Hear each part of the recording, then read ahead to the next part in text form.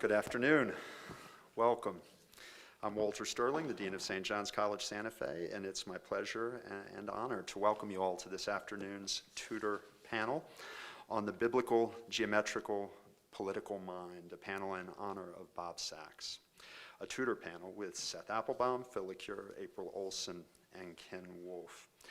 It's our last formal event, and what a wonderful one to have as our conclusion this year in the Dean's Lecture and Concert Series, though I do want to mention that this Friday at 12:15 we'll be hosting an informal lunchtime conversation with our visiting tutor, David Satran, who's here from the Hebrew University of Jerusalem, and we'll share reflections and lead a discussion on thoughts on society and politics in Israel today, and you're invited to join us for that.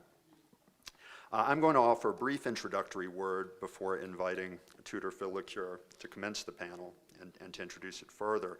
I do want to thank my faculty colleagues, Mr. Applebaum, Mr. LeCuyer, Ms. Olsen, and Mr. Wolfe, for their planning and preparation at this busy time of the year, and for others who help support and bring this event together today. I would like first simply to acknowledge Robert Sachs, Bob Sachs, who is with us today. Comparisons are odious, and superlatives are a kind of comparison. But I'm going to venture to say that Mr. Sachs is, first of all, our longest-serving Johnny and faculty colleague. I believe I have this right, a 1954 graduate of St. John's in Annapolis and a tutor since 1961, first in Annapolis, then here, now tutor emeritus. I do not believe we have now or have ever had a member of our community continuously learning and continuously teaching at the college in so many ways, in and out of the classroom, with delight and bringing delight to others for as long as Mr. Sachs. So I'd invite you to join me in recognizing him and thanking him for his presence today and ever, and for all that he has given to St. John's College.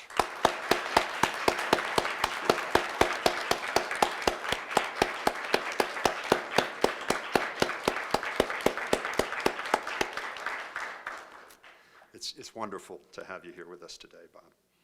Personally, I would like to say, when I joined the faculty in 2003, I had many meals and conversations with Mr. Sachs, and he, more than anyone else, brought me up short, in the best sense, in the way of the Socratic torpedo fish, with his sharp, surprising, unexpected insights and questions.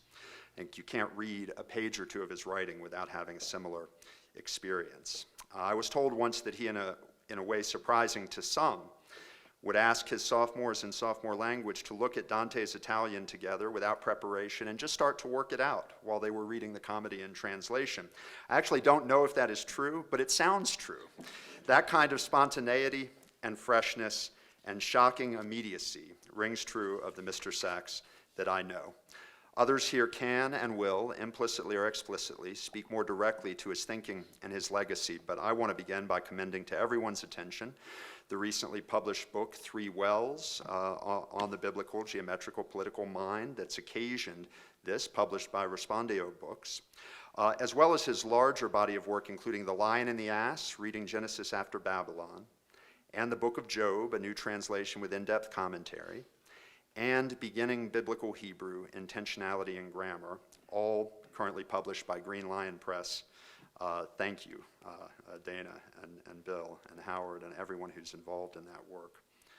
I believe no one has done more than Mr. Sachs to show that the style of reading and inquiry nourished at St. John's can penetrate and illuminate the Hebrew scriptures just as well as it can the arc of non-biblical classics from Western antiquity to the modern era that form our undergraduate program.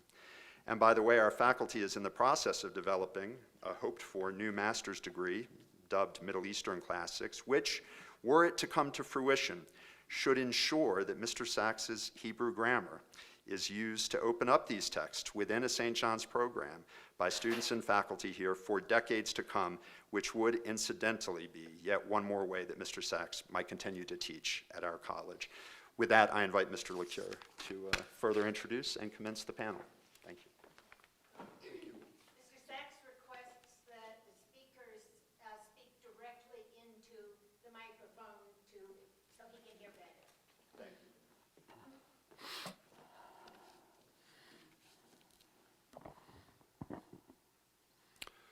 This is pretty direct. Can you hear? Okay.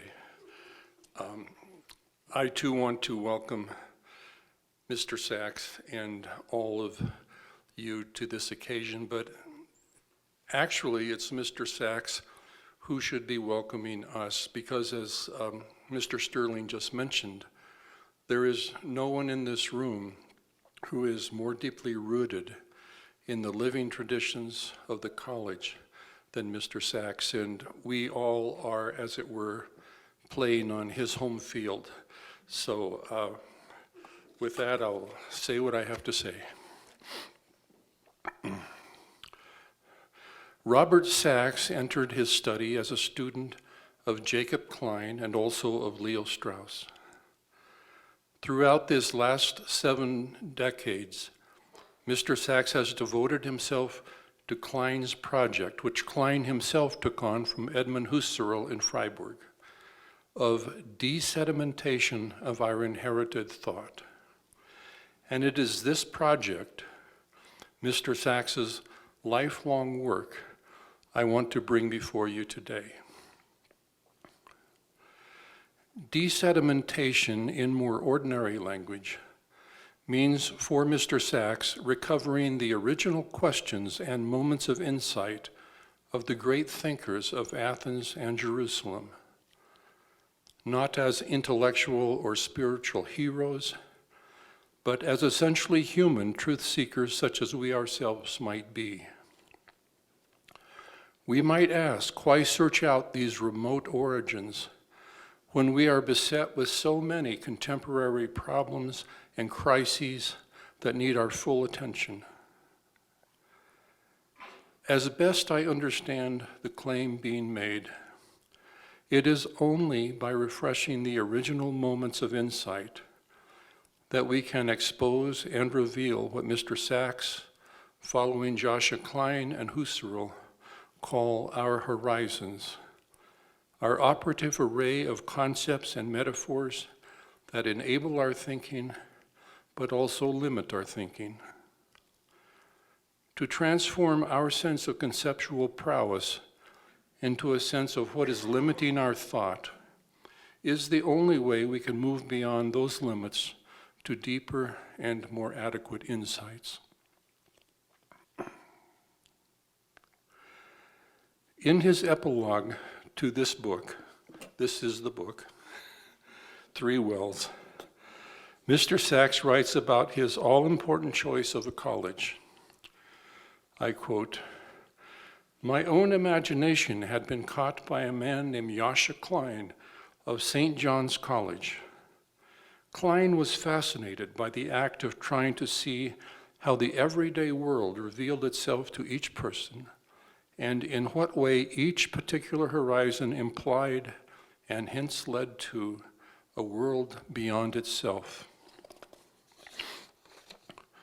Reading further, for Klein, this facing the world meant coming to terms with those books and thinkers of the past which have helped form us and our ways of thought, not because we had read them, but precisely because we had not read them, but only absorbed them passively and thoughtlessly through cheap talk and terms of speech we supposed ourselves to command. And just a bit further, to understand ourselves, our own haunted houses, then, means to see that horizon opening up by reconsidering the labor of that thinker for whom it first opened, and to listen to his or her voice. Knowledge for Klein was not something that could be written down in a book. Knowledge demanded our own voice. At this point, I want to read for you a couple sentences from the book of Genesis. But before I do that, I want to make you aware, for those of you who may not be aware, that Mr. Sachs's, I would call it, monumental commentary on the book of Genesis has just been revised and reissued by Green Lion Press, which in Hebrew is Yerok Kafim, is that right?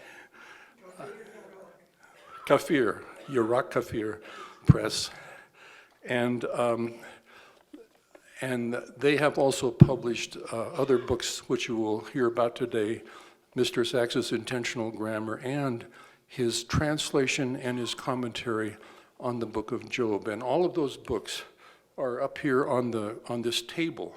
So during the break between our presentations and the discussion, if you want to come up and look at them, you are very, very welcome to do that. Those sentences I was going to read to you are these sentences.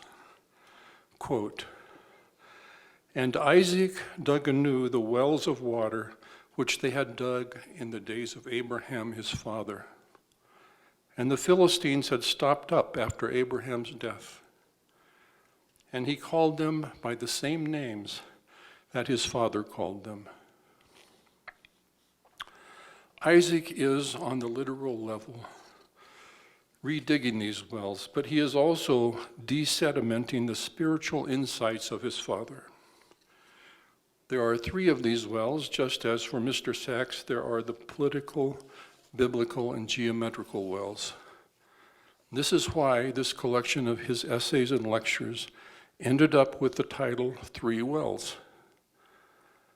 I bring this up not to point out that in his reading of the Hebrew Bible, of Shakespeare's Tempest, which Mr. Sacks directed a wonderful production of here at the college, and in his reading of Apollonius, Mr. Sacks is doing something biblical, which of course he is, but to put the proposition before us that desedimentation is not just an early 20th century philosophic program or preoccupation, but an ageless obligation on all who wish to refresh the vitality of original thinking. There are always Philistines around who will deny the relevance of sourced or resourced insights, who would clog the wells of thought with thoughtlessness.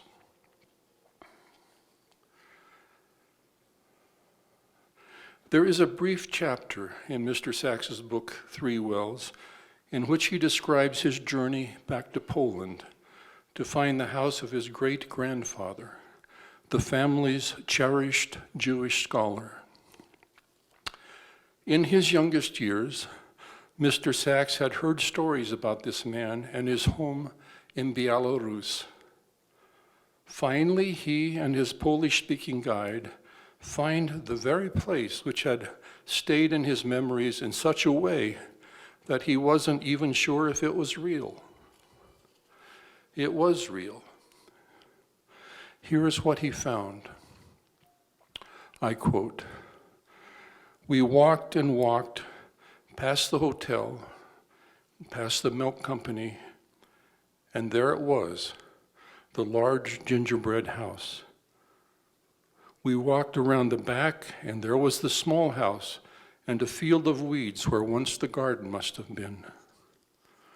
One could still see the 4 pathways leading to the central circle, but there was no well. The well, which in his memories had been the center of the garden yard, had been filled in by the present occupants, who knew whom they had displaced and how it had been done, but were not admitting it." Mr. Sacks allowed himself this reflection. Seeing the sounds of an old tale pulling themselves into solid buildings is profoundly at the heart of things I have been talking about. When I put this book into anyone's hands, I say, read the pages on Poland and the passage about memory on page 158. Then go to page 1 and read it like any other book. The passage on 158, with which I will conclude, comes up surprisingly in the middle of an essay on Apollonius. Mr. Sacks writes, and I quote, "Memory is strange and awesome. Augustine speaks of the plains and caves and caverns of my memory, innumerable and innumerably full of innumerable kinds of things. Augustine thinks of it as a place where images are with an admirable swiftness caught up and stored, as it were, in wondrous cabinets. But, Mr. Sachs writes, the conceit of memory as a place or mansion where things are kept on shelves or in bins or on disc, tokens like pressed roses, or little slips of paper waiting to be picked up by a passing hand, never seemed right to me. To me, memory has always seemed more like an activity than a thing, more akin to a low-level thought than to the pressed rose itself. At some level, we must always be thinking every thought we have ever thought, seeing everything we have ever seen, hearing everything ever heard.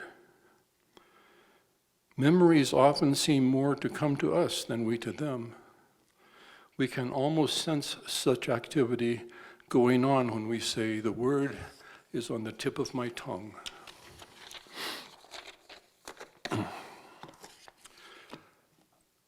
And at this point, my friendly advice to all of you is to go to page 1 and start reading. I want to thank you for listening, but I also especially want to thank 3 people, 2 of whom are here today. First and foremost, Howard Fisher, who assembled these texts, edited these texts, and formatted these texts into the book that now exists.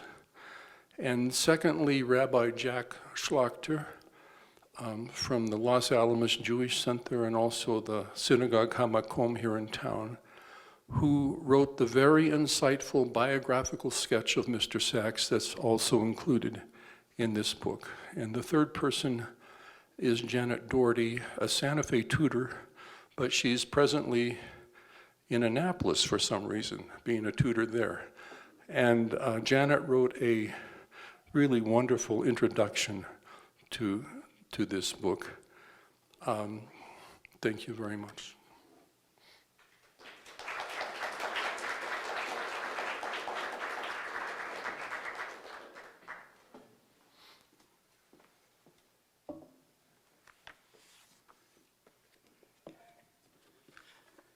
How is that for volume? Good. Robert Sachs's 1983 lecture on Shakespeare's The Tempest is a paradigm of the intellect and imagination that are required for understanding a text well. With the lightest touch, Mr. Sachs offers his readers many threads to pick up and explore on their own. In this brief talk, I will take up one such thread and tie it to some other details of Shakespeare's play. In the process, hopefully doing justice to the careful art of reading exemplified by Mr. Sachs. The Tempest begins with the appearance of a storm at sea. We learn that the storm has been caused by a magician, Prospero, who was once the Duke of Milan, but was betrayed and exiled by his own brother. 12 years later, by chance, Prospero's enemies are all on a ship sailing by the island where he is exiled. And with his magic, he is able to create a tempest, forcing all on board to become stranded on his island. Prospero's daughter, Miranda, also lives there, as well as 2 others, the obedient bird-like spirit named Ariel, and the disgruntled fish-like slave named Caliban. In Act 5, after the magician has completed his master plan, Prospero promises to give up his rough magic. Quote, "I'll break my staff, bury it certain fathoms in the earth, and deeper than did ever plummet sound, I'll drown my book." End quote. In the same breath, Prospero describes how he will relinquish his magic by burying his broken staff and by drowning his book. Here, Prospero connects a wooden thing and a written thing. Mr. Sachs entitles his own lecture, "The Broken Staff," in reference to Prospero's soliloquy. This connection between wooden things and written things is made even more intriguing if we consider it in light of another moment from Mr. Sacks's lecture. Part of Prospero's master plan is to marry his daughter Miranda to Ferdinand, the young king of Naples, who happened to help Prospero's brother gain power in Milan. On the island, Miranda and Ferdinand fall in love with each other at first sight, but Prospero must temper their youthful passions so that each learns to love the other as a human being, not as a god. For this purpose, Prospero commands Ferdinand to stack logs of firewood as a test of the young prince's love for his daughter. Miranda cannot endure the sight of this beautiful young man being brought so low, yet Ferdinand accepts what he calls his, quote, wooden slavery with patience, if it means that he will get to marry Miranda. Mr. Sacks takes this image of a noble youth slavishly stacking firewood and reminds us of two similar episodes involving the other strange creatures on the island, Ariel and Caliban. Here is the compact statement from Mr. Sacks's lecture. Quote, "The term wooden slavery not only reminds us of the logs, it also must remind us of Ariel's wooden slavery and Caliban's slavery to the wooden bottle, and hence, come kiss the book, to books," end quote. In just a few steps, Mr. Sacks draws a connection between the stack of firewood and a stack of books. How does he do this? First, we are reminded that the obedient spirit Ariel had been imprisoned in a pine tree by Sycorax, a witch whose magic used to rule the island, before Prospero arrived and set Ariel free. Prospero needs to remind Ariel of his past imprisonment about once a month, and he threatens to lock him up again, this time in an oak, if Ariel will not aid him in his work after the tempest. The fact that Ariel is a being that can be trapped within a tree only adds to the mystery of what Ariel is. He desires nothing but his own freedom, and yet he is the most obedient spirit and chief instrument of Prospero's work. Ariel's effects are immediate, and it is as if he gives Prospero the power to speak things into being. Ariel was responsible for both the tempest that struck the King of Naples' ship and for the safe distribution of its passengers upon the island. But somehow, this potent spirit can be confined within the pines or oaks that grow on the island. This is Ariel's wooden slavery.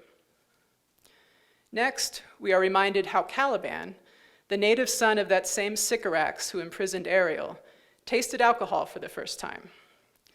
The King of Naples' butler, one Stefano, had the good fortune of being shipwrecked alongside a full cask of wine, and he made a bottle for himself from the bark of a tree and has been sipping on the wine as he wanders about the island. The audience meets Stefano when he eventually stumbles upon Caliban, and in friendship, or at least without calculation, Stefano shares his limited supply of wine with the strange creature Caliban, who has learned to speak under Miranda's tutelage. The handmade wooden bottle of wine undergoes a transformation as they talk. When Stefano instructs Caliban to, quote, kiss the book, as he holds the vessel to his lips. Intoxicated by Stefano's wine, Caliban devotes himself to this new god and rejects the tyranny of Prospero. Caliban believes the wooden bottle, or the book, has set him free. He will be a new man under this new master. So, in one densely packed sentence of his lecture, Mr. Sacks suggests that Ferdinand's task of stacking firewood, Ariel's imprisonment within a tree, and Caliban's drunken allegiance to the possessor of a wooden bottle are all connected. The surface connection is that they're all made of wood, but the deeper connection has to do with the nature of books. But how might wooden things reveal something about written things? To help spell this out, I will draw our attention to a few other scenes that expand on Mr. Sacks's reading. Caliban seems to take this likeness of books to wooden artifacts too literally. In Act 3, Scene 2, Caliban persuades Stefano to attack Prospero while he's sleeping and to take Miranda as his bride. He instructs Stefano to hit the sleeping Prospero on the head, quote, having first seized his books, or with a log, batter his skull. Here, books and logs are equated insofar as they are both blunt instruments, ready at hand, and good for knocking someone else over the head. The pile of logs Ferdinand was stacking and the pile of books hidden within Prospero's cell are essentially no different in Caliban's eyes. He goes on to say, quote, "Remember first to possess his books, for without them he is but a sot, as I am, nor hath not one spirit to command. They do all hate him as rootedly as I, burn but his books." So Caliban does acknowledge that there is some difference between a book and a log, because he recognizes that Prospero's power comes from his books. Yet Caliban does not aspire to become a ruler like Prospero by possessing the books. He has not been taught language for the purpose of reading, and he has become satisfied with using language only for the purpose of cursing. Caliban does, however, think it's possible for Prospero to become a sot like himself, simply by taking away his books. Without books, according to Caliban, the spirits of the island who are rooted in their hatred of Prospero will no longer obey him. In fact, Caliban doesn't even think the books are all that valuable on their own, since he does not advise Stefano to take and read them for himself. Or perhaps he's trying to prevent Stefano from becoming another tyrant like Prospero. Maybe Caliban has some foresight and is not simply seeking revenge for his harsh treatment as a slave on his native island. Regardless, the usurpers simply need to burn the books, throwing them like logs on a fire, and that will destroy Prospero's power. From Caliban's perspective, books are nothing more than parts of a tree. They hold the capacity to knock someone unconscious or to burn as fuel, and nothing more. Caliban's perspective is the opposite of Gonzalo's. Gonzalo is an old counselor from Naples who helps to exile Prospero. Gonzalo retains some nobility despite this betrayal because he secretly ensures that the rightful duke keeps possession of his books. But like Caliban, Gonzalo must not see any good coming from the books for himself, as he stacks them in Prospero's boat, just as Caliban and Ferdinand will stack firewood. And Gonzalo may even suspect that those books, precious as they are, were the real cause of Prospero's exile, since the duke had become so consumed with studying his books that he allowed his treacherous brother to gain control of Milan. Early in his lecture, Mr. Sachs says this of Gonzalo.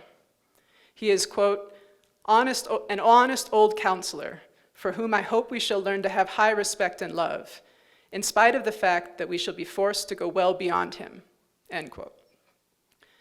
Shakespeare's Prospero is addressing an audience filled with potential Calibans or Gonzalos, those who may see books as mere weight and fuel for fire, or those who see something more in books and want to preserve the right books in the right hands. We ourselves certainly do not want to be a Caliban, but what does it mean to go beyond Gonzalo in our appreciation of books? Perhaps Ariel could be such a model. But what is Ariel? He's not a human being, he is a spirit. Unlike Caliban, whose physical shape is strange and fish-like, Ariel is a pure spirit, and therefore it would seem to be impossible for us to imitate him in our approach to books. Yet we still may consider who Ariel is in relation to Prospero. Given Mr. Sachs's connection between wooden things and written things, I will conclude with some thoughts about the development of Prospero's relationship to Ariel throughout his life. Prospero loses his dukedom because, as he himself acknowledges, he withdrew from political life and devoted himself to the study of liberal arts. And while Prospero was consumed by his secret studies, his brother grew like ivy, which hid Prospero's own, quote, princely trunk, and sucked up all his political power. Prospero describes his life in a library, neglecting worldly ends and bettering his mind, as a life within a tree, which is vulnerable to whatever grows upon it. Prospero may have been content in the continuation of such a wooden state, but his enemies will not let him be, and he ends up exiled from Milan. In his exile, he finds himself in a leaky wooden vessel at sea, though still in possession of his beloved books. Thanks to divine providence, he ends up on the island, where he discovers the spirit Ariel confined within a tree. Prospero's own spirit has been confined within the books of his library, and Ariel's wooden slavery is an image of this all-consuming neglect of the rest of life in the service of studying books. Prospero's exile, harsh as it is, has allowed him to distance himself from his books, to free himself from his own wooden library.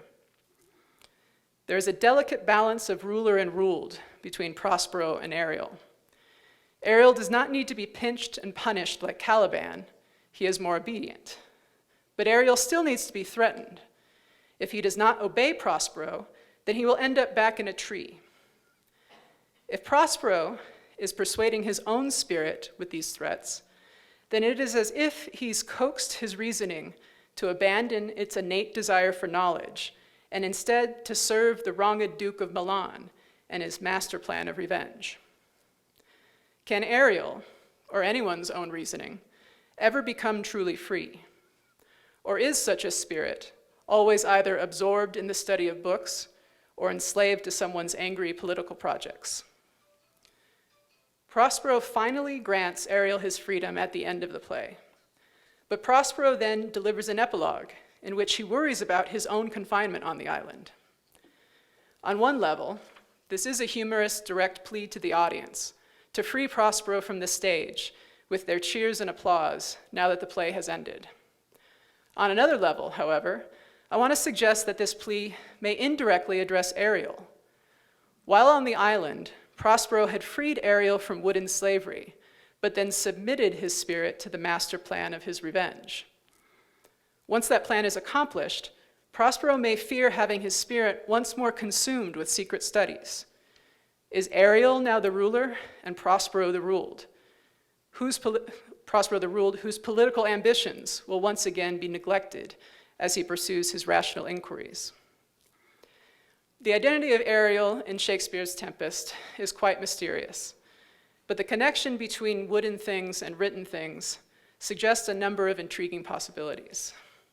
I'm grateful to Mr. Sachs for his careful reading of the play and encourage others to read his lecture, since this connection of wooden and written things is only one of many insights within this book, insights which can be freed and used for your own speculations. Thank you.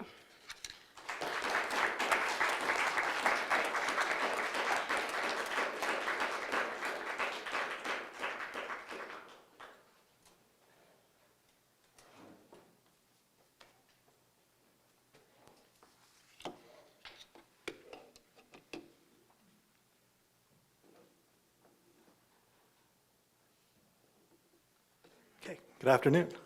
I'm just amazed at how many sort of similarities there are going to be in my talk and things that Phil and April have already said, and I promised to collaborate with them. So my talk is titled, How to Begin to Read the Bible, Mr. Sachs's Discourse on Method. I'll just begin with a quick note. Although I met Mr. Sachs relatively recently, I think only about 8 or 9 years ago, it's pretty recent compared to many other people here, I would say the way of my life, I'm using that term advisedly, the way was greatly affected by reading his commentary on Genesis, The Lion and the Ass, which I read in a sort of a samizdat Xerox of it that I'm told was kind of illegitimate by the back copy of The Lion and the Ass from Kafir Yarok, but that is how I read it. So it's a great pleasure for me to be able to speak a little bit about Mr. Sachs's work and to honor him in a way that will be, I hope, commensurate with my immense gratitude to him. We also shared a distinction of having played the porter in separate Macbeth productions at St. John's. You can make of that whatever you want. Again, my title is How to Begin to Read the Bible, Mr. Sachs's Discourse on Method. And I say already I've erred in my title twice.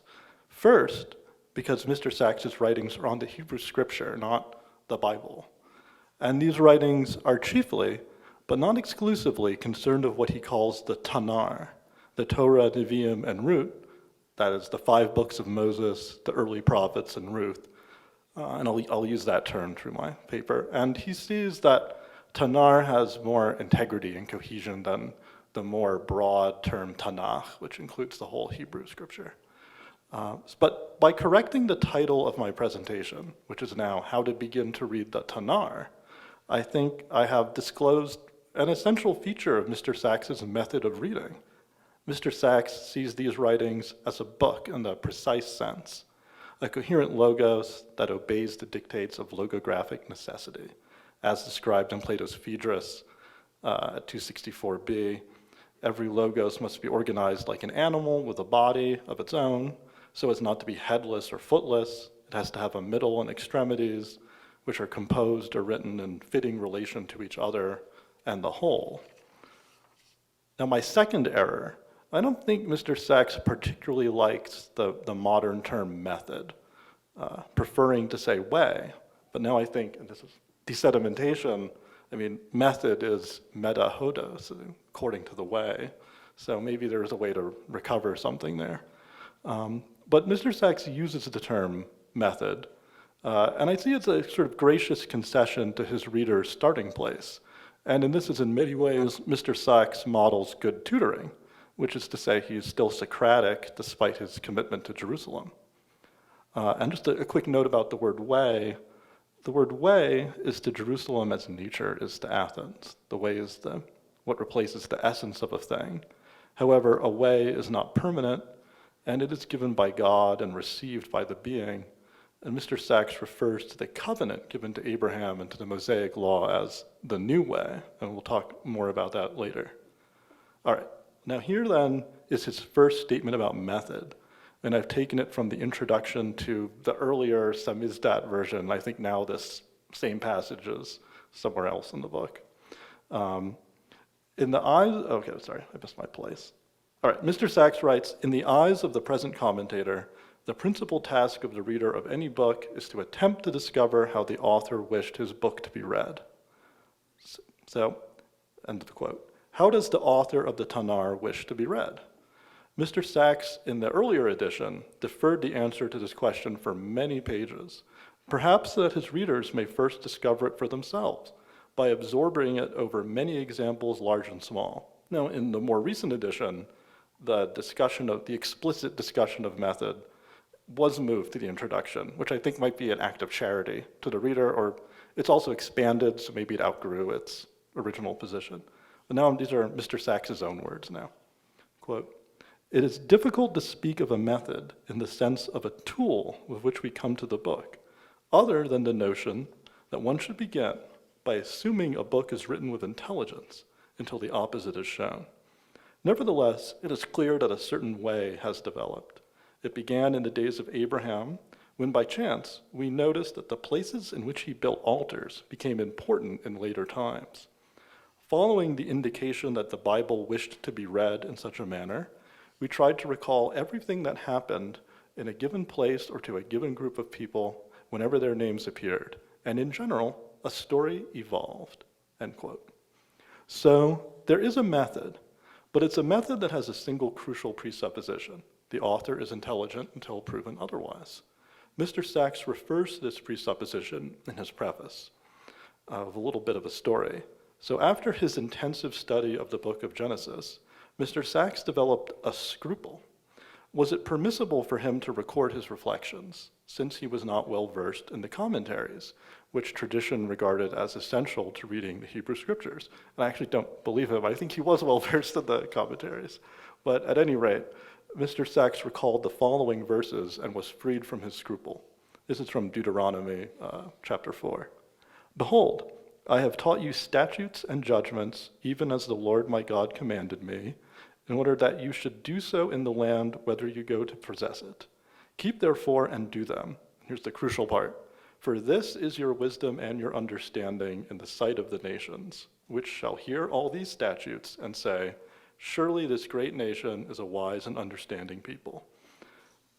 Now, these verses licensed him to go ahead of his work of reading the Hebrew scripture in the way Plato advised any book in the precise sense ought to be read. And now I'm going to quote from a bit later in the same paragraph, a remark that is actually even more apposite now than it was in 2019 when the Kafir Yarok reissue of Lion and the Ass appeared. let alone in 1990, 1972, or 1954.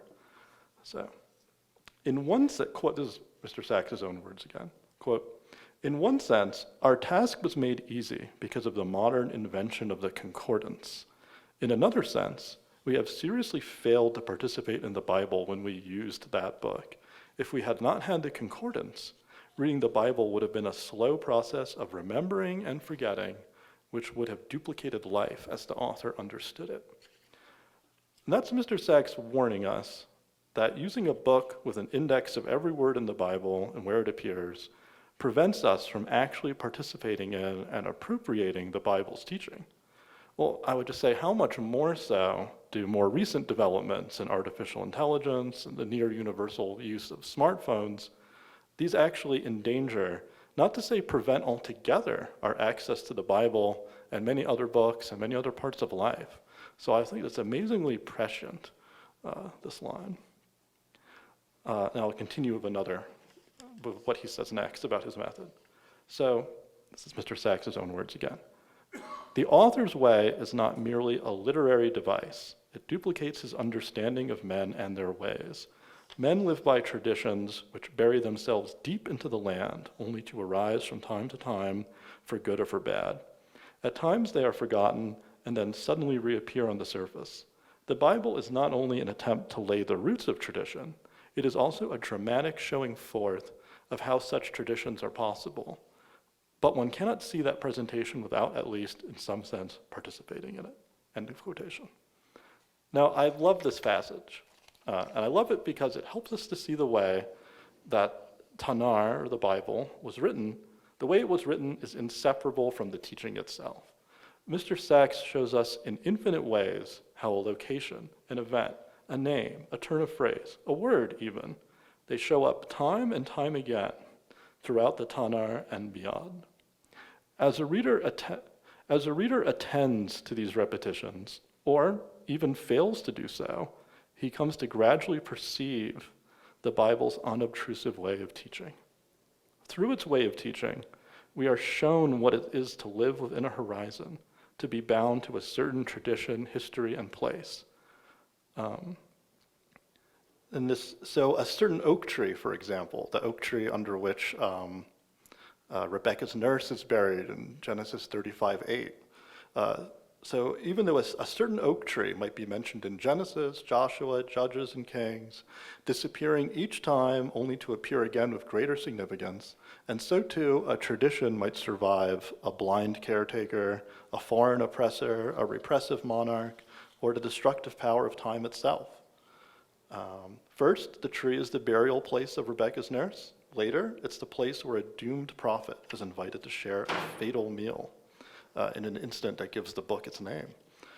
So just as these particulars fade and reappear, so too the tradition can always reignite and take on new life as long as some embers remain.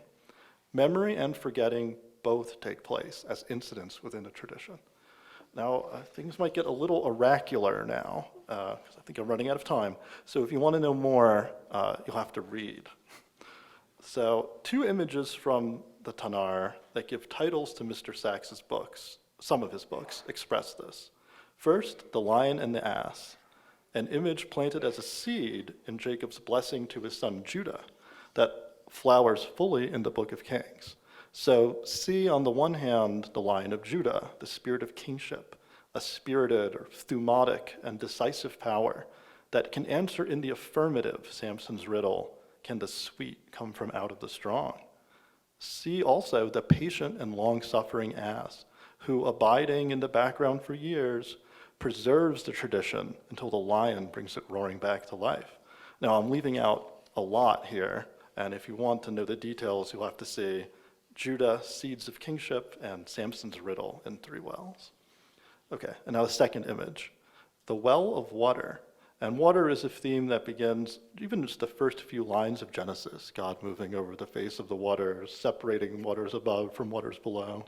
And this theme continues through the tale of Noah, the lives of the patriarchs, and persists as the secret but essential ground for the conflict between Israelites and the sea people, Philistines or Phoenicians. And also in the wash basin for immersion in front of Solomon's temple, which is guarded by a lion. The chaotic and life-giving waters without that belong to the uncreated world must be contained by land, and the passionate waters within the human must be constrained by law and by kingship. Who could say it better than Mr. Sachs?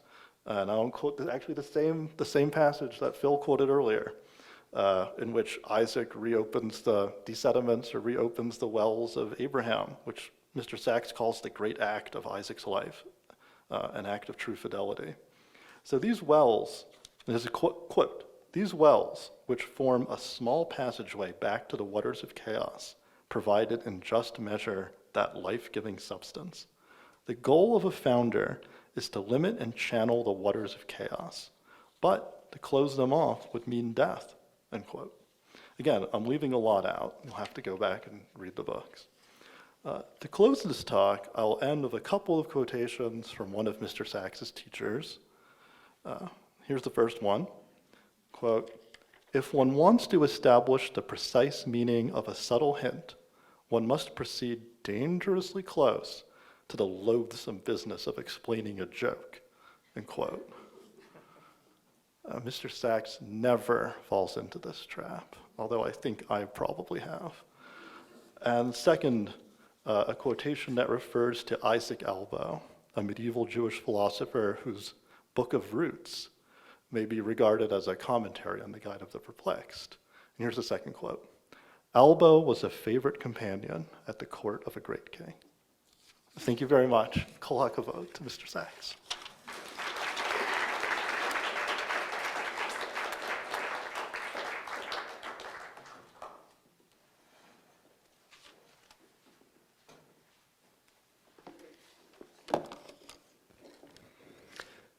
Well, I'm honored to be part of this talk. I guess I've known Mr. Sachs ever since I was an undergraduate back in the 90s.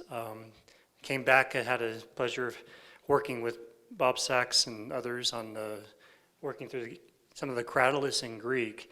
And I know from those conversations how much life and curiosity and freshness he can bring to a discussion and a dialogue. And I think a lot of these things come out in the book I'll be talking about today, which is the Beginning Biblical Hebrew. And the project of this book, as I understand it, is very much in line with what Phil was saying, that, I mean, if you think of a language as an inheritance from thousands and thousands of years, changing during that time, but also preserving much from the past and past thought. But if we investigate it in a kind of interesting and thoughtful way, a lot of those thoughts can be made fresh and alive. The things that we would have just thought we understood, but it turns out that we hadn't really thought about. So much of my talk I'm actually going to be quoting from the book with some interesting examples and ways in which you can approach a language that might make it not simply a process of memorizing forms or learning paradigms or just, you might say, doing the daily grind work of just acquiring the parts of the language, but actually making it a thoughtful and philosophical project. So the book is called Beginning Biblical Hebrew, Intentionality and Grammar. So I'm going to start by something that Bob says in his dedication. This is when he's talking about the experience that he had once. So a quote. "Once in an Arabic class, Professor Rivlin mentioned to me that he thought the Hebrew word medaber, the participle of the verb to speak, came from two Semitic roots, man, which means who, and dabar, which means speaks.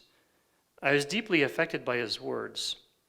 With this sentence, Professor Rivlin had transformed a dead linguistic form into a living thought, and I began to wonder if it might not be possible to use his insight in order to gain a fuller understanding of Hebrew grammar as a whole. The rest of this book is little more than a commentary on his thought." One of the examples that Bob gives later in the book is then in English, a lot of adverbs end in ly, as a quickly, smoothly, etc. That's cognate with the German ending lich, which means like. So this is, like you might say, a frozen grammatical form that through investigation we can realize had more freshness to it. So I want to use some other examples. The book itself is a beginner biblical Hebrew. It has several chapters, and ultimately it leads up to a reading of the first book of Samuel, chapter 20. In the process, this is another part of the, also the Socratic nature of inquiry shows up here. And some of the chapter titles, for example, what is a letter? All right. What is a syllable? What is a person? So these are good Socratic questions, and asking questions about things that we might have thought were obvious, but it turns out not so obvious. There's a kind of a lot of interesting thoughts and reflections that we engage in, and we actually start making these things that we had assumed to be true or obvious to make them to raise questions about them and have a more reflective and thoughtful relationship to them. Now, one of the first things he talks about, it's kind of a curious thing, is the origin of writing. And, he has some nice pictures here of different, our writing looks like it originates from a pictographic way of representing thoughts, and he goes through different stages in the process of writing. I mean, one example I thought about in this, if you think about the order of the alphabet in English, A, B, C, D, well, it seems arbitrary. And then the shape with which the letters are made also seems arbitrary. The names of the letters seems arbitrary. But if we investigate some of these things through previous information and knowledge of other languages and etymology, a lot of these seemingly arbitrary things turn out not to be so arbitrary. For example, take the letter B in English. I wanted to use as an example. Now, it ultimately goes back to an Egyptian hieroglyph for a house or the courtyard of a house. And it kind of, I don't know if I can do it backwards, but anyway, it kind of looks like this. And in Egyptian, it was pronounced something like per or par. That root shows up, for example, in the name of Pharaoh. It means like the house. Now, when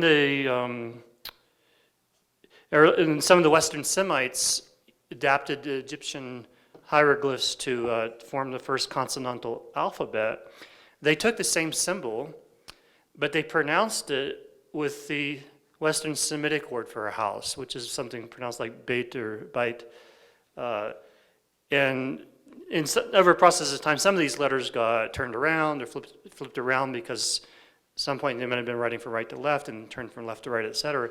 But anyway, the bite, which means house in Hebrew and Western Semitic, it ultimately becomes beta, beta in Greek, and of course, ultimately English B. So, and there's some nice charts here showing how various letters, for example, in Akkadian cuneiform derive through a process of time from pictures of the various things. For example, originally the symbol for the written symbol for a foot kind of looked like a foot.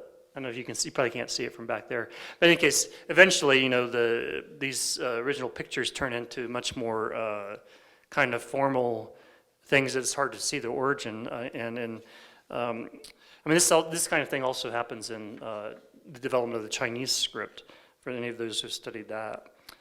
Now I'm going to move on to look at some other things here. There's a lot of the really interesting discussions in this book of, for example, Semitic languages, most of the vocabulary derives from roots involving 3 consonants. But even some of those roots can be probably part of a larger etymological or semantic class of things. And Mr. Sachs has a lot of very interesting things to say about the root meanings of those words and what might be, let me say, the core concept behind those roots, and and how all the variations that could happen based upon those three constants.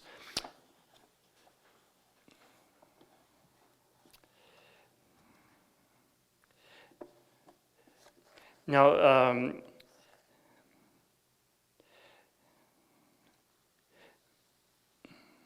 he also has some interesting things about grammar. A lot of grammatical rules just seem like arbitrary rules that you have to memorize. But often the grammar can be thought of in a much deeper and more interesting way. For example, Hebrew doesn't quite have cases in the way the Greek does. Those of you familiar with the Greek, which many people know that it has cases, nominative, genitive, dative, accusative, vocative, etc. Those 5 cases. Now Hebrew does have something, a kind of remnant of a genitive case called the construct state. I'm going to read a little bit about what Mr. Sachs says about cases, and this will be an illustration of how grammar maybe can become an interesting enterprise. So he says, talking about again the word davar, which means word. So the form davar, as distinguished from, it's a little hard to see all the dots here with my eyes. There's a kind of longer and shorter form of this word depending on whether it's used independently or in a construct state. This is referred to Western grammarians as the construct form. In Hebrew, it is called the leaning form, which might be a bit more descriptive of its true function, as we shall see. The leaning form is very common and is used where some Western languages use the genitive case. Nevertheless, the way in which the words interact is somewhat different. In Western languages, we would say word, nominative, of David, genitive. In the Semitic languages, things are cut a bit differently. One says word of, leaning form, David, absolute form. So instead of saying word of David, it's word of David. Perhaps then the best way to render davar is word of. For davar is not a word that can stand on its own, that is in this construct form. Rather, it must lean on the word that follows it. Something like this is also found among the Western languages, though we are less aware of it now than in former times. The Greek word for case is ptosis, from pipto, to fall. We think of Greek as having 5 cases, nominative, genitive, dative, accusative, and vocative, as if the word case meant a kind of an instance rather than a falling, even though the word case itself comes from the Latin cadere, meaning to fall. The first Greek grammarians probably did not think of the nominative as a case. It was simply the name of the object. The cases or fallings were more like inclinations to or from, or dispositions with respect to an object. In that sense, the cases may have had a significance somewhere between what we would call nouns and what we call prepositions. It may even help sometimes to consider adverbs as cases. Think, for example, of town words as the accusative falling of the word town. Okay. So that's, I think, a very interesting, thoughtful reflection about some grammatical things, and it can lead to other kinds of questions too about, what exactly is the name of a thing? Why should it be the nominative? Actually, in Greek, when you call somebody by name, you use the vocative, which is a different form from the nominative. So it's kind of curious to me why, maybe whether is the name the vocative or the nominative. But in this passage, Mr. Sachs suggests it's a nominative case. So there's also, when you look at words and meanings of words, what you often find is what you usually find is there's not one-to-one correspondence between one language and another. One example, interesting thing one could look at, for example, is different words for time. And in chapter 18 of this book, Mr. Sachs has a really interesting reflection on one of the words for time in Hebrew. And I'm just going to read this a bit to show his philosophical reflections on this. So this word is it in Hebrew. Okay, the word it means a time in the sense of a special occasion like a good time, or a time to sow and a time to reap. But never does it mean time on your hands. It cannot be long and it cannot be short. And it certainly is not something to be measured by a clock. Although in Hebrew one may ask how many days, there's almost no way to ask how much time. However, it is very exciting to find in the book of Daniel, the last book of the Bible to be written, the verse, "I know for certain that you are bargaining for time." This new concept of time is a magnitude.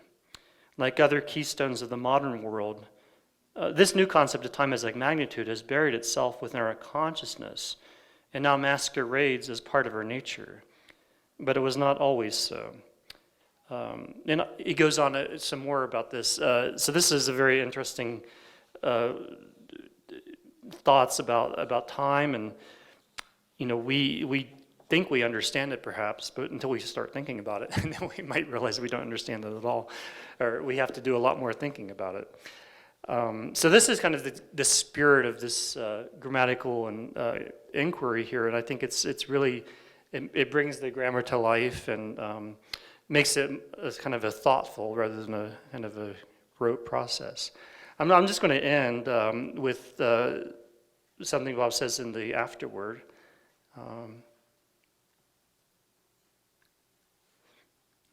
I'll just start here. Well, I'll actually just read, there's the 3 paragraphs here afterward, and I'll finish with that. "Now that we reach the end, have we come any closer to the beginning? We have tried in these pages to lay out the foundation for a search. Even if we assume that we have begun to see something of the beginning, the question might still arise, what is that whose beginning we have approached? Perhaps the answer is the Hebrew language, and perhaps the answer is the Semitic languages in general. Have we then begun a promising journey back to the beginning of language as such? Perhaps we are not yet in any position to answer such a question. The Semitic languages are a very special case. Their closeness to their own beginnings has made it possible to begin the present search with little or no preparatory training. But to raise the question of whether linguistic intentionality always lies behind linguistic formality is to raise a question that can only be answered by the devoted labor of scholars working in many languages. Our goal is not to discover at last the full range of primitive ideas, but simply to try to rediscover the ancient thoughts which have imperceptibly but relentlessly formed our own speech and our present ways of thinking. Modern linguistics understand its goal to be an account of language as it is understood by those who speak it. That goal presupposes a strict distinction between what is understood and what is not understood, what is felt and what is not felt by the speaker. But if human awareness, feelings, and prejudices imperceptibly shade off into the vaguely remembered and the dimly seen, we have no other choice than to try to make the thoughts and half-dead expressions that inhabit the morgue of our minds live again, not because they are true, but because they remain a part of us, and yet are only intelligible in their living state. Thank you. We'll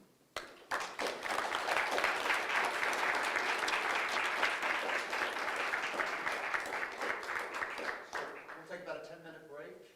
There are refreshments, and then we'll come back in. All right, thank you all again for being here, and I think we're going to move into... Louder? Louder? Okay. Maybe Thomas will adjust, or maybe people will hold it very close to their mouths. But we're going to go into questions and conversation now, and can I just ask you all to sort of moderate and call on folks and speak into the microphone.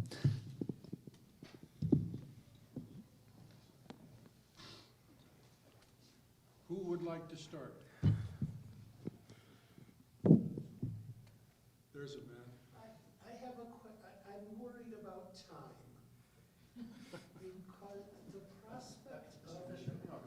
Let me do this for as long as I'm here.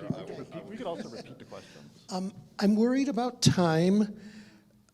The project of making it fresh, in a way, is saying that perhaps it was a mistake to formulate things that were once fresher, but we formulated them for a reason. We wouldn't read Euclid always going back each time from the beginning.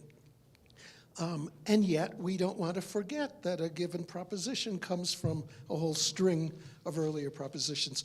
So how do we judge and how do we find the balance between using and appreciating the formulaic and at the same time keeping whatever life there was in the pre-formulaic? Ken knows the answer to that. Well, I'm not sure I know the answer. I have some thoughts about it. Well, I would say that even today, I mean, I think the most common noun in English is time. And it has several meanings, even in ordinary English. So I think even today, it's alongside you might say, the formulaic notion of time that you might find in physics, say. I'm not sure that's exactly what we're thinking about here. There are all these other uses of time and maybe remnants of past thoughts about time. I'm not sure if that's helpful. I think these other meanings don't get completely lost or completely forgotten. They're still there, and we have to maybe think about them and discover that they're still there. It's not to say that the formulaic should be tossed aside, or could be, but that there's still these other notions of time that are still, I think, are at work in our own thinking. Mr. Fisher's question was about time, but I'm going to take the liberty to reply with reference to space. But I think comparable things do apply. One of the ways to revisit the origins of things is to read those authors who are doing that.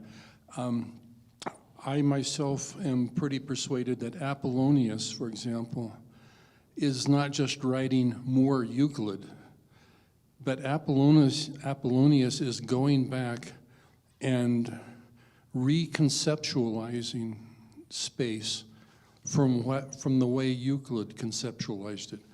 And once you see that happening, we suppose Euclid himself did that for his predecessors. But once you see that happening,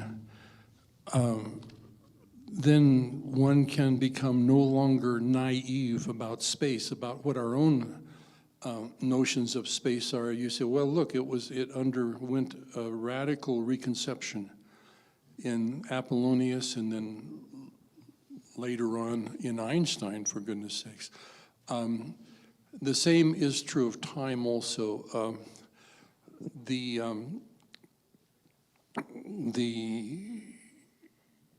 reconsideration of what time actually is we can find, and how we relate to it.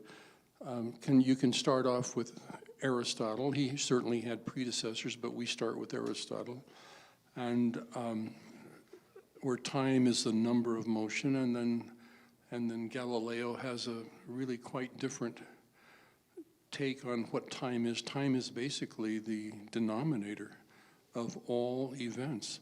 And finally again on into Einstein and others. So one of the important outcomes of this strategy, which Mr. Sachs has exemplified his whole life, and which all of us have participated in to some degree here, is to become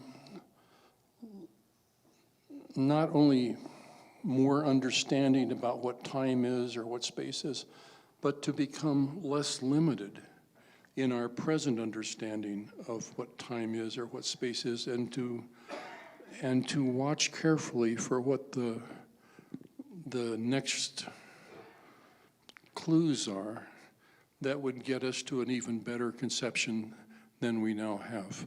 I don't know if I can get away with that, but that's the best I can do right now. Seth or Should I use this one? Yeah. Something just occurs to me with the time, the way it's used in The Tempest. It's very strange that more than once Prospero notes he needs to do this thing within 3 hours, and also the space of what's confined on the island. If that sense of time is really associated with an action being done, and I wonder what opens up when you're approaching time from a theoretical perspective, where you're not just thinking about how much time you need to get a certain deed done, but reflecting on what time itself is. what seest thou else in the dark backward and abysm of time? There, time is not the number of motion. It just was referring to that line in The Tempest, where Prospero says to Miranda, what seest thou else in the dark backward and abysm of time? Well, that's not Aristotle. That's not Galileo. That's a whole different sense of what time might be. So again, how are you going to cook that down into a well-behaved concept? I don't know. But there it is in The Tempest.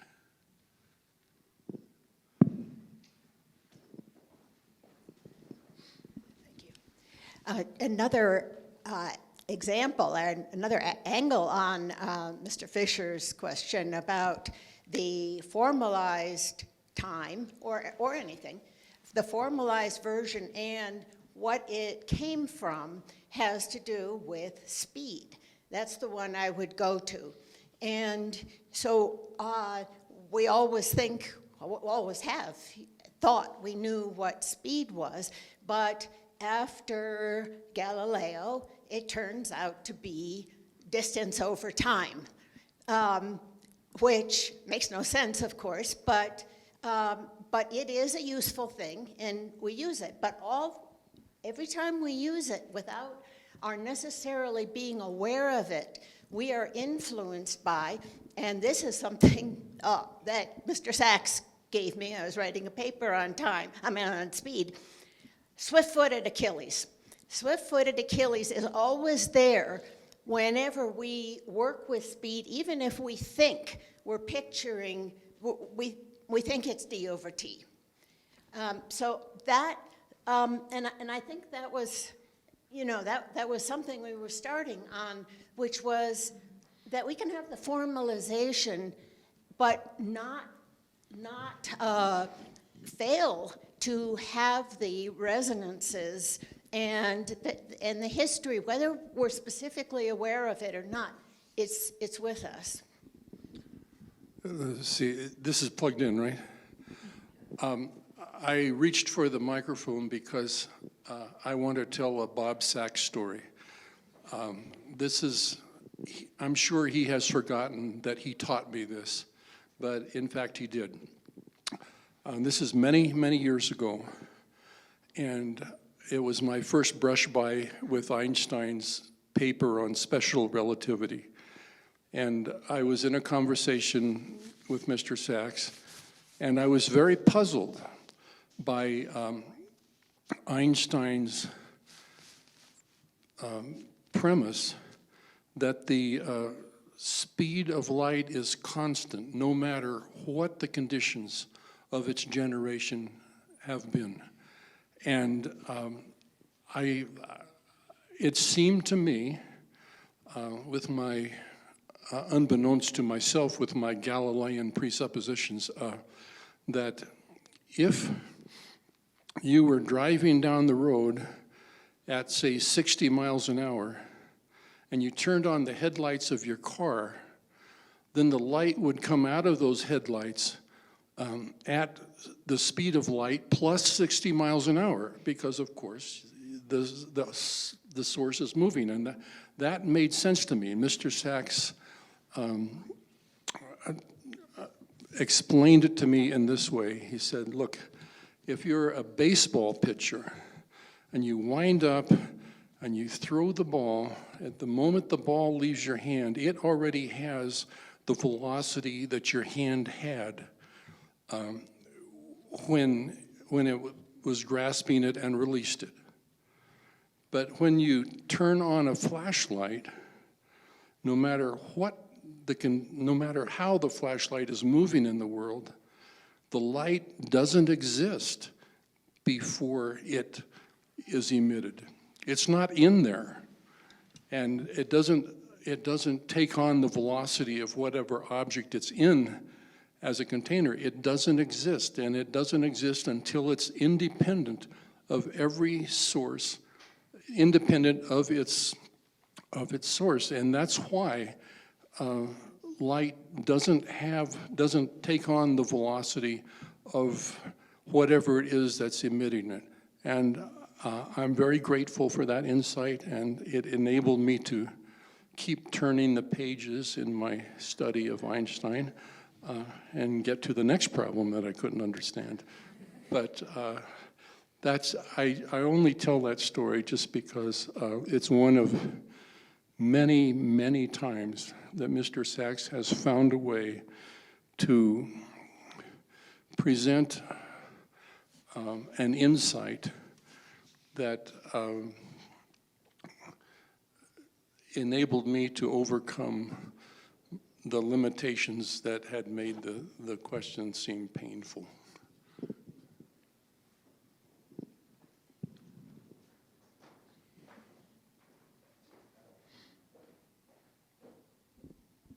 Yeah. I wanted to ask a question about the significance of desedimentation that Mr. Sachs practices and that Mr. Klein spoke about. And I just wonder, what does desedimentation add to our understanding of things? Why aren't we just comparing the varieties of thought, the authors speaking to each other? Why aren't these differences just differences?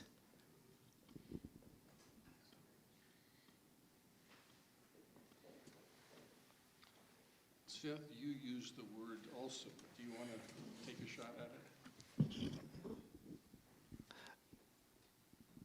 That's a really good question.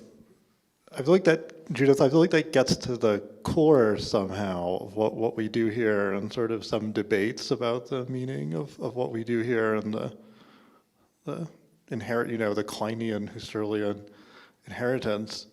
I mean, one thing, I kind of wanted to say this to Howard also, but, and not to be, it sounds flippant. I'll try to say it in a way that's not flippant, but it will still be flippant. Some of the earlier pre-formulaic thoughts or earlier formulae, which have, been kind of sedimented over, maybe they're more, they give more primary access to the beings. I do wonder if there's some, a difficult, the things can't kind of all be side by side and sort of equally, I mean, they might be, but I feel like there's a presupposition in desedimentation that it's a bad, sedimentation is maybe a necessary but undesirable thing somehow, that it involves forgetting and oblivion of origins and of what's primary. And so when we desediment, we get back to something that we should maybe necessarily did depart from, but maybe we ought not to have. And I guess that I think that there's probably a non-adversarial version of the thought of sedimentation, but for me at least, it has an inescapably adversarial possibility in it.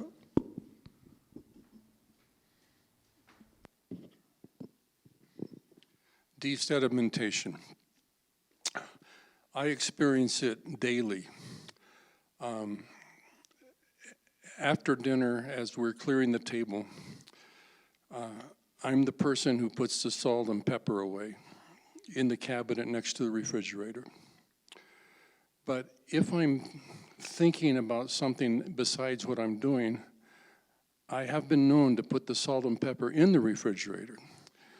And then that's at the moment where, in a very minor way, my thought needs desedimentation, that I'm just going through a habitual motion, and it turns out to be inappropriate in that particular moment. And that's a small example of very large kinds of mindlessness that all of us are afflicted by, not because there's anything wrong with us or because,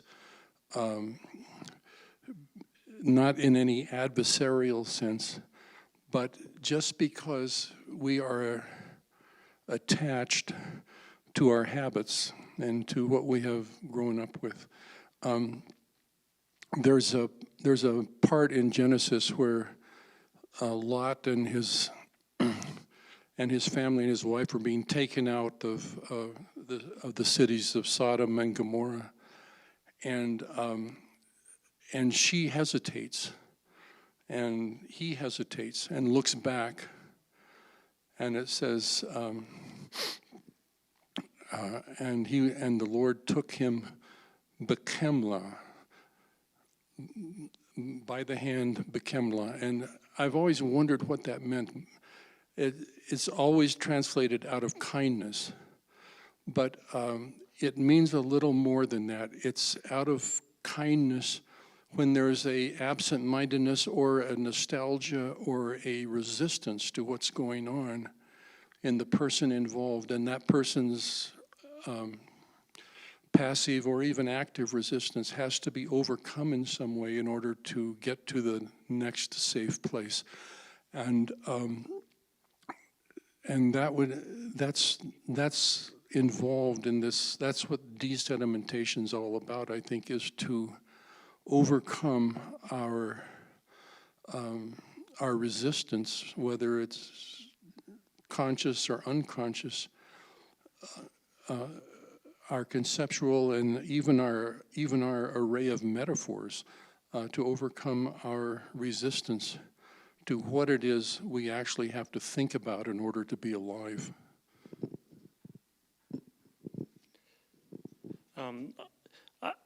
I was thinking about something that Hegel says in the beginning of the Phenomenology of Spirit. He says something like, the familiar, just because it's familiar, is not comprehended.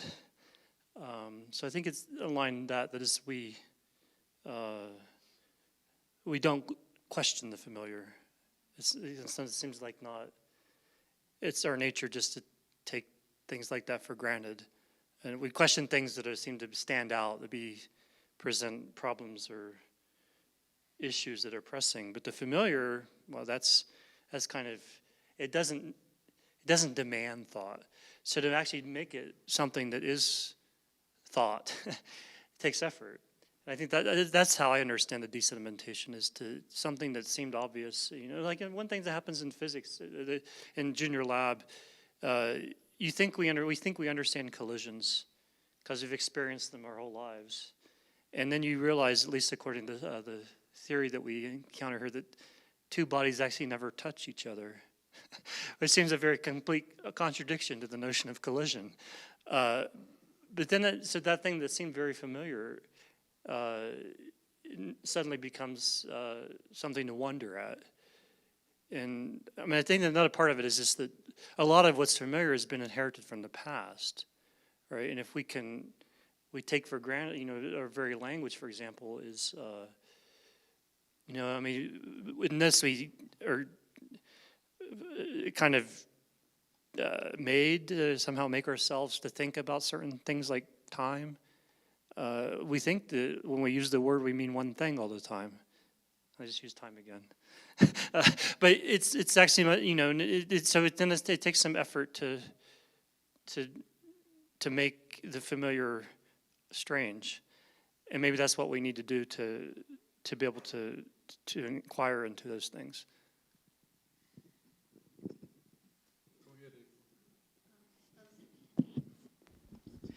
Very flippant answer was, I thought a project of desedimentation sounds a lot better than a project of destruction. But I'm also now wondering if we're talking about desedimentation simply in one's experience or about a particular book. 'Cause I guess I'd been thinking about The Well as a book that's been sort of covered over and it's no longer flowing. And if reading original texts is a unique tool, an opportunity to almost habituate ourselves in the project of desedimentation, really looking at what the author actually said and trying to relive those thoughts, and then also expanding into considering other aspects of experience that maybe have become too familiar and we're no longer really recognizing what we do or don't understand about them. I have yet another story. It's a desedimentation story, and it's something I saw. It's not about me, so don't worry about that. Many, many years ago, this is back in the 1980s when I was first becoming involved with things Jewish. I was up in St. Paul, Minnesota, and I was in a synagogue there that it was a conservative egalitarian synagogue, and it had just merged with a small Orthodox synagogue of old men who no longer had enough manpower to maintain their synagogue. So these two synagogues had just merged, and one of the arrangements was that the person who had been the official in the old Orthodox synagogues, the actual word is gabbai, that he's the person who keeps things going and calls people up to the Torah and makes the blessings and whatnot. And he would be also have that same position in the new group. So there they all were for the first time, the first Saturday morning that they were all together. And there's this old man up at the table, up at the bima, whose role is going to be to call people up to the Torah, and the rabbi hands him a list of people. And the first name on the list is a young girl, a young woman.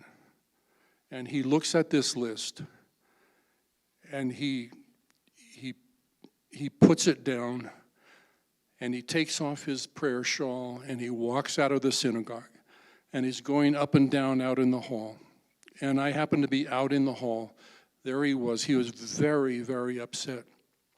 And one of the members of the congregation came out and said to him, I think his name was Shmuel. I said, Shmuel,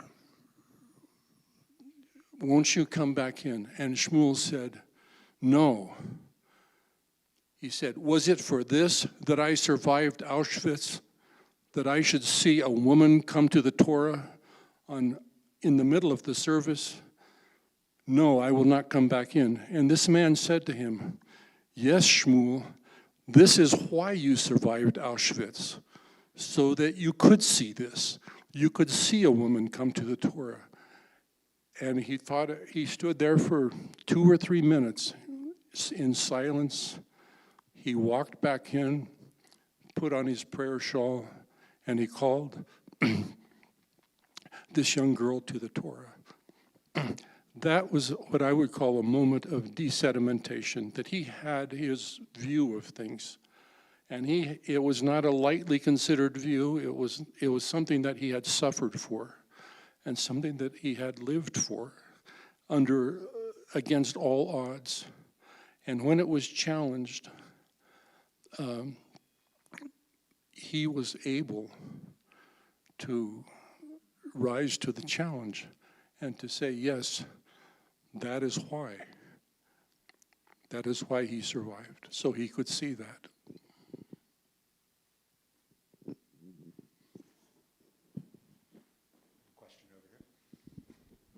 Hi, I have a question possibly just for Mr. Applebaum, but maybe everybody. The concordance, I'm wondering if you could elaborate a bit on the issues with that, just because I was only slightly embarrassed to admit this in front of one of my seminar tutors, but I like looking at the digital copy of, this especially happened with Chaucer. It would be like, a word that seems sort of core to recurring themes and things, and you can just sort of type it in and into a digital ebook, and it'll highlight every single instance of it in a book. And it seems a little lazy, but not, bad really. And so maybe you're just referring particularly to scripture, but I'd be interested to hear you talk more about that.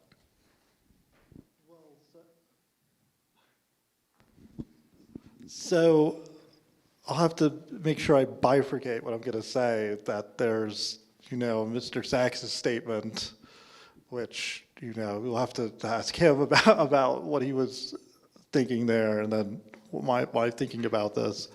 So, I'll have to admit, I used a similar method at times with the older edition of the book, which I had as a PDF, to find certain words. So it is immensely helpful, and I suspect Mr. Sachs used the concordance to, yes, I think so, or not at all.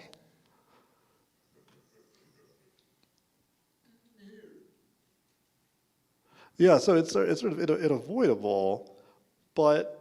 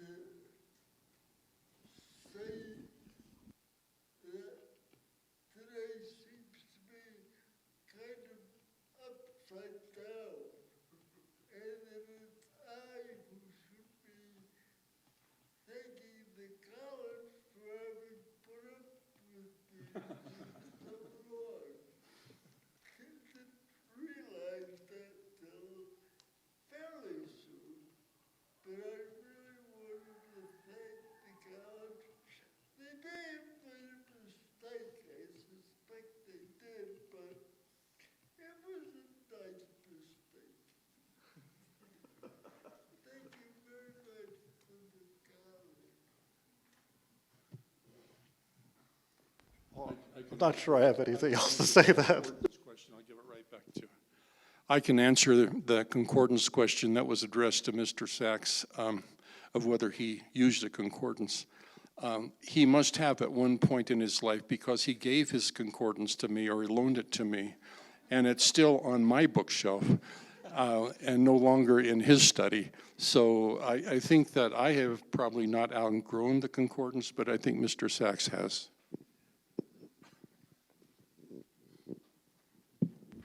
So, okay, the passage I quoted in the text is where I say, or where I quote this line from Mr. Sachs's book, where he says something along the lines of, there's a way of reading the book that by reading it in this way, you participate in the teaching of the book, essentially, that there's a certain teaching about how, my pages are all out of order now, but how humans who are living within a tradition live, where things are remembered, they're forgotten, you have to read the book many times to pick up on this, and there's a kind of existential disposition towards life that reading the Tanakh without the concordance, reading the Bible without the concordance enables you to participate in. And I think also of the critique of memory in the Phaedrus, which is not just that we'll forget things, but I think is that we won't understand things as well. If we sort of say, well, it's in the book, so I understand it. So, in a way, the problem with the concordance of artificial intelligence sort of points you away from maybe books as a medium, period. So, I would say, yeah, there's a genuine problem there. That, I would say this though, not every book is like the Bible. If you think that the Bible sort of requires a sort of existential disposition, that by reading it in a certain way, you're also living biblically in a sense. I don't think Plato, for instance, requires the same thing, or Chaucer for that matter. It may be that we really just want to understand, and there's limits to human capacity, so we have to use some of these aids of memory. But I think even then, we kind of have to be aware always of the encroachments of our technology and whether they're to use the word of the night, sedimenting things. They're, replacing reality and obscuring for us what the essential features of things are. So I don't know, that's not a really very solid answer for you.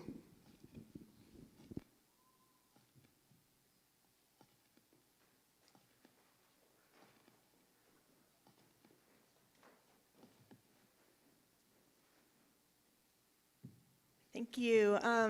I don't have a question. I just wanted to acknowledge Mr. Sachs and thank him. I graduated in 2006, and Mr. Sachs was my senior advisor. And to kind of contribute a story where Mr. Sachs really helped me think in a new way, I joined his precept on Archimedes, the sand reckoner.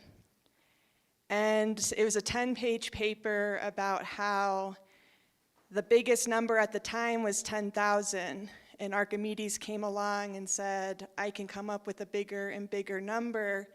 I can count all the grains of sand on this beach. And I remember Mr. Sachs saying or asking, what does that do to the poet? And I had already drafts of my senior essay on Huck Finn, and I was like, uh-oh, there's my senior essay. What does this do to the poet who thinks that number is unimaginable? And I really liked the word someone in the panel said, how Mr. Sachs is so soft. That's such a soft question. He didn't have to drive it. He just asked, what happens to the poet? And I still think about that all these years later, and I have a lot of love for you, Mr. Sachs, and I think not only everyone in this room, but in this community. So thank you for all that you have brought to our lives.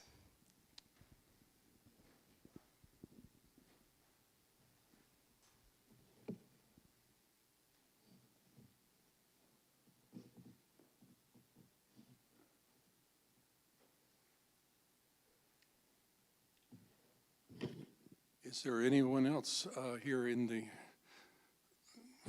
closing moments of this occasion that would like to say anything or pose a question or speak in any way? Okay, I sort of do have a question. Here we are, we're in luck.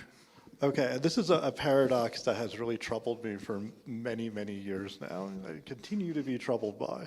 Okay, so the way I was taught to read Plato, and also April here, we were frequently told by our teacher, Plato is God, because everything that is in the Platonic dialogue is under total control of that concept of logographic necessity from the Phaedrus applies there.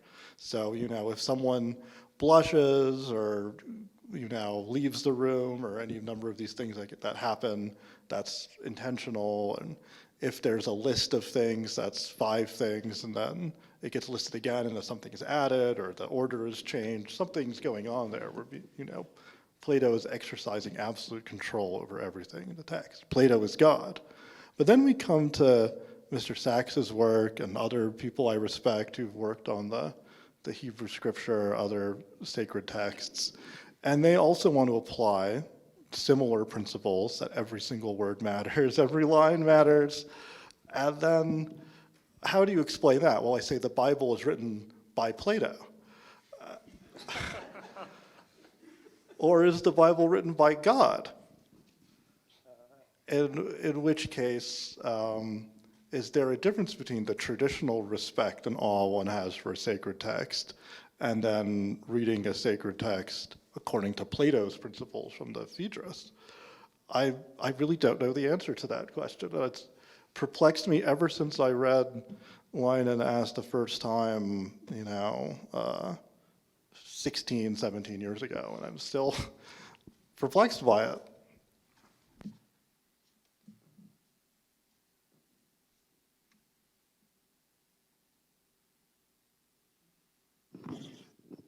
Can anybody help out Mr. Applebaum at this at this point? I think leaving it in the air like that